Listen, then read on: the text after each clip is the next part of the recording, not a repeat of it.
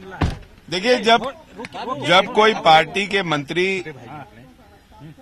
मंत्रिमंडल का शपथ लेते हैं तो निश्चित तौर पर पार्टी के कार्यकर्ता और विधायकों के लिए लेते हैं। अगर विधायक संतुष्ट ना हो और कार्यकर्ता संतुष्ट ना हो तो निश्चित तौर पर नाराजगी होती है। यही सब बातें प्रभारी जी के समक्ष रखा गया। प्रभारी जी ने हमें आश्वासन दिया है कि इन बातों पर चर्चा होगी और आगे जाकर जो आलाकमान फैसला लेगा वो हम लोग उसका पालन करेंगे। अभी हम लोग फिलहाल सभी विधायकों ने जो ये निर्णय लिया था कि हम लोग शपथ ग्रहण में नहीं जाएंगे, हम लोग प्रभारी जी के निवेदन पर हम लोग शपथ ग्रहण में जा रहे हैं। ये एक पद एक व्यक्ति की भी मांग हुई है क्या? हम लोग ने अपनी एजेंडा को लिखकर प्रभारी जी को दे दिया है, वो आलाकमान तक पहुंचा देंगे, आपको बाद में पता चल जाएगा। बाकी जो कलेक्टिव डिसीजन होना चाहिए उसके वजह से थोड़ी बहुत नाराजगी जो है। देखिए, हम लोगों के जो भी कंसर्न थे एज एमएलए, हम लोगों ने उस सारी बातें बहुत खुल करके प्रभारी जी के सामने रखी हैं। पीसीसी प्रेसिडेंट, सीएलपी दोनों ही उपस्थित थे। अब उनके कहने पर हम लोग जा रहे हैं शपथ ग्रहण में, लेकिन हम लोगों ने जो बातें रखी हैं उसका समाधान होगा, ऐसा आश्वस्त किया गया। एक व्यक्ति एक पद की भी बात हुई। तमाम बातों को हमने लीडरशिप के सामने रखा है, उस पर कुछ निर्णय होगा जल्द। झारखंड में जेएमएम नेतृत्व वाली चंपई सोरेन सरकार ने अपना कैबिनेट विस्तार कर लिया है। फ्लोर टेस्ट के बाद कैबिनेट विस्तार जो है एक चुनौती थी। इसके पहले 8 फरवरी को ये कैबिनेट विस्तार होना था, लेकिन उसको बढ़ाकर 16 फरवरी कर दिया गया। उस वक्त जो है कहा जा रहा था कि कांग्रेस के नाम नहीं तय हैं। अब जो है कांग्रेस ने तमाम उन पुराने चेहरों पे भरोसा जताया है जो हेमंत सोरेन सरकार के कैबिनेट में थे। आलमगीर आलम जो विधायक दल नेता भी हैं, पार्लियामेंट्री अफेयर्स मिनिस्टर हैं, उनका स्वेरिंग इन जो है 2 फरवरी को ही हो गया था चंपई सोरेन और सत्यानंद भोक्ता के साथ। कांग्रेस कोटे से 4 मंत्री थे इसके पहले, बाकी के जो 3 मंत्री थे उनको आज शपथ दिलवाया गया है, जिसमें रामेश्वर राव, बादल पत्रलेख और साथ ही साथ बन्ना गुप्ता शामिल हैं।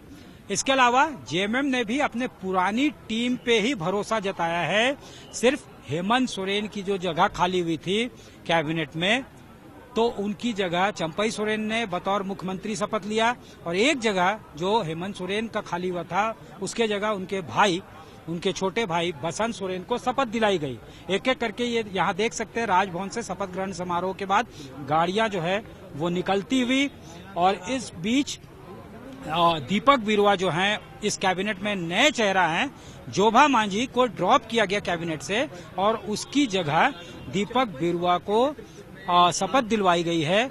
इसके अलावा बसंत सोरेन है और 12वां पद जो है वो आश्चर्यजनक रूप से इस बार खाली रखा गया है। हालांकि पहले भी हेमंत सोरेन सरकार में ये जगह खाली थी, लेकिन इस बार 12वां मंत्री का नाम जो है वो गया था।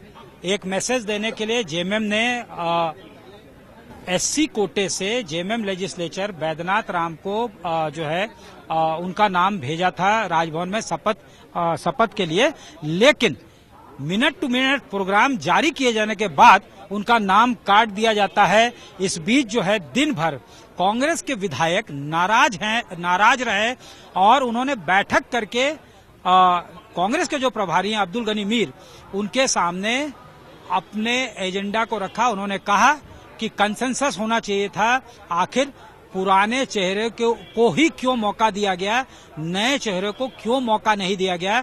ऐसे भी मंत्री हैं जो फोन पिक नहीं करते हैं। कांग्रेस के विधायक राजेश कच्छप ने साफ तौर पे कहा और उन्होंने कहा था कि स्किप करेंगे स्वेरिंग इन सेरेमनी, वहां पार्टिसिपेट करने के लिए वो जाएंगे ही नहीं।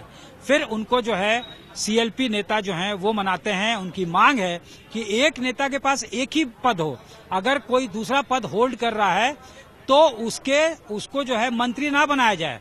मंत्री अगर किसी को बनाया जा रहा है तो फिर उसे दूसरा पद ना दिया जाए। ये तमाम बातें कांग्रेस के विधायकों ने रखी है और उन्होंने अपने जो उनके ग्रीवांसेस है उसको सेंट्रल लीडरशिप के पास भी भेजा है। ये भी बता रहे हैं कि अगर जरूरत पड़ी तो वो दिल्ली जाएंगे और साफ तौर से उनकी नाराजगी झलकी। और उसके बाद अब्दुल गनी मीर ने भी, जो झारखंड के कांग्रेस प्रभारी, उन्होंने कहा कि 12वां पद जो लगातार खाली चल रहा था उसको लेकर कांग्रेस दावेदारी कर रही है और जेएमएम लीडरशिप और कांग्रेस लीडरशिप आपस में बात कर रही है। तो जिस तरह से पहले कभी हुआ नहीं कि मिनट टू मिनट प्रोग्राम जारी हो जाए राजभवन से और वारंट जारी हो जाए, उसके बाद किसी को ड्रॉप कर दिया जाए, ये पहली बार इस तरह से देखा जा रहा है झारखंड बनने के बाद।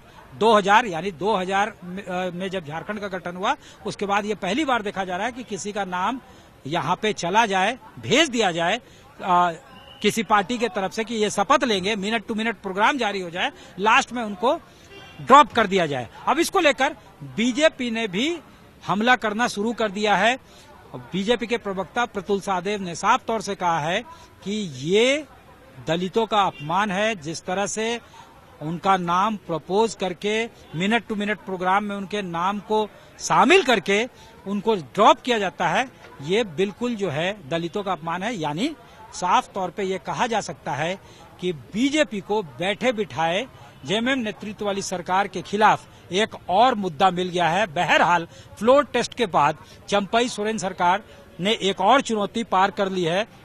बड़ी चुनौती थी कैबिनेट एक्सपेंशन का, जिसको उन्होंने बजट सत्र जो 23 फरवरी से शुरू हो रहा है उसके पहले उस चुनौती को भी जो है पार कर लिया है चंपई सोरेन सरकार ने और कैबिनेट एक्सपेंशन कर लिया गया है। एक सीट खाली है।